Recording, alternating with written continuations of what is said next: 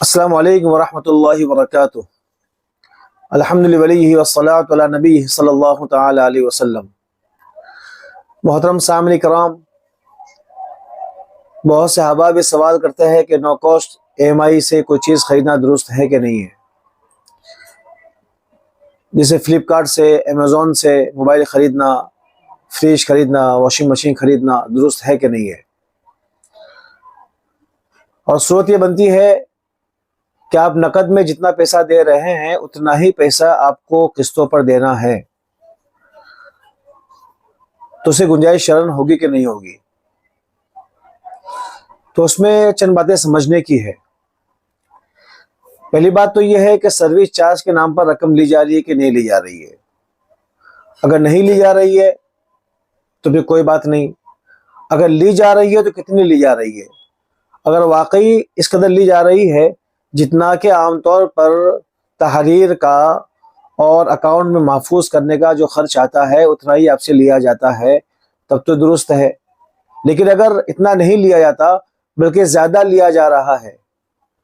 تو اس صورت میں یہ سود کے نام، یہ بینک سروس چارج کے نام پر پہلے سے اگر سود لیا جا رہا ہے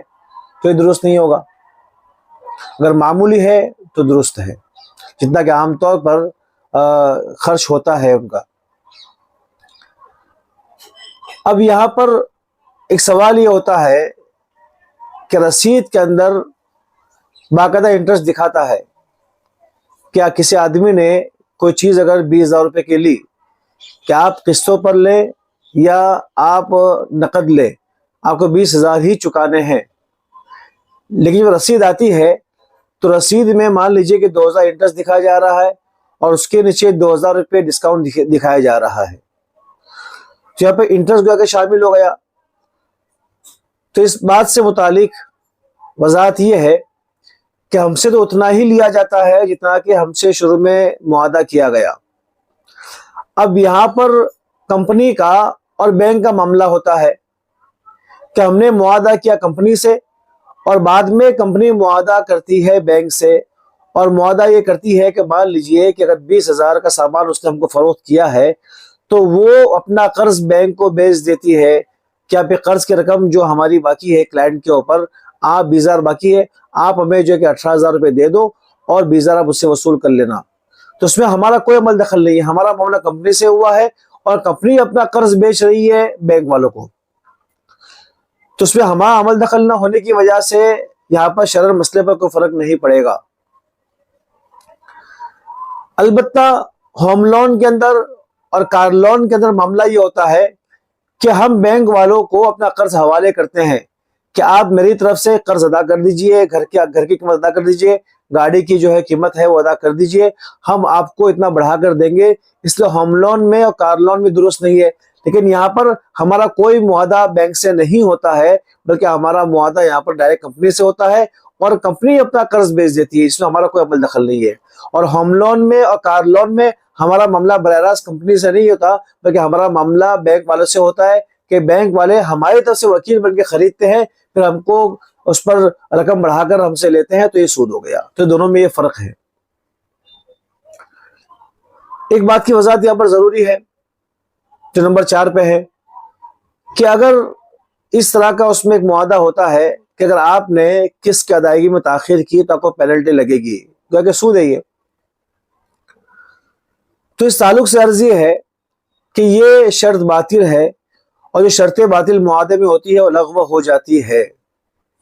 البتہ ہم یہاں پر یہ بات ضرور کہیں گے کہ اگر واقعی آپ کے لیے قسطوں پر لینا ضروری ہو، اس کے بغیر چارہ کار نہ ہو اور آپ کو اطمینان ہو کہ آپ وقت پر پیسہ ادا کر دیں گے تو لینے کی گنجائش ہے، اس لیے کہ وہ شرط خود لغو ہو گیا ہے۔ اب اگر ہم سے زیادہ لے رہے ہیں تو وہ ذمہ دار ہوں گے، ہماری ذمہ داری نہیں ہے، مگر ہمیں وقت پر ادا کرنے کا قوی امید، قوی یقین ہمیں ہونا چاہیے۔ البتہ ایک بات کی وضاحت میں بہت ضروری سمجھتا ہوں میں، اور یہ ہر ایک کو سمجھنا چاہیے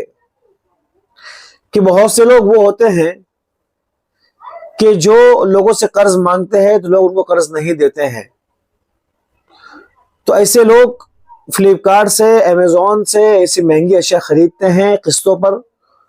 اور خریدنے کے بعد اس کو کم قیمت میں فوراً بیچ دیتے ہیں اور پیسوں سے کام چلا لیتے ہیں اپنا۔ تو یہاں پر اس بات کا اندیشہ ہے کہ کل جا کر اگر اس کو قسطوں پر اگر اس طرح کی اشیاء نہیں ملی تو یہ سودی قرضہ لینے سے بھی ہچکچائے گا نہیں۔ لہذا ہم لوگوں سے یہ بات کہتے ہیں کہ جب تک کہ بہت زیادہ مجبوری نہ ہو، اس طرح نو کاسٹ ای ایم آئی پر بھی قرضہ نہیں، قسطوں پر سامان نہیں لینا چاہیے، تاکہ اس بات کا اندیشہ بھی ختم ہو جائے کہ کل جا کر ہمیں ضرورت پڑے تو ہم لوگوں سے سودی قرض لیں۔ تفصیل یہ ہو گئی اس کی، اور خلاصہ یہ ہو گیا کہ سروس چارج بالکل نہیں ہے یا معمولی ہے، جتنا کہ خرچ اور حساب کا خرچ وغیرہ آتا ہے اتنا ہی لیتے ہیں تو درست ہے۔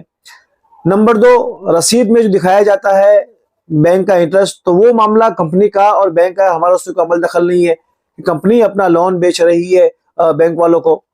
نمبر 3، یہ جو معاہدہ ہوتا ہے کہ آپ اگر تاخیر کیے تو پینلٹی سود لگے گا، تو یہ شرط خود بخود باطل ہو جاتی ہے۔ البتہ ہمیں اس بات کا یقین ہو اور کہ ہفتہ ناگا نہیں ہوگا، قسط ناگا نہیں ہوگی، تو اس صورت میں ہی معاملہ کرے، ورنہ نہیں۔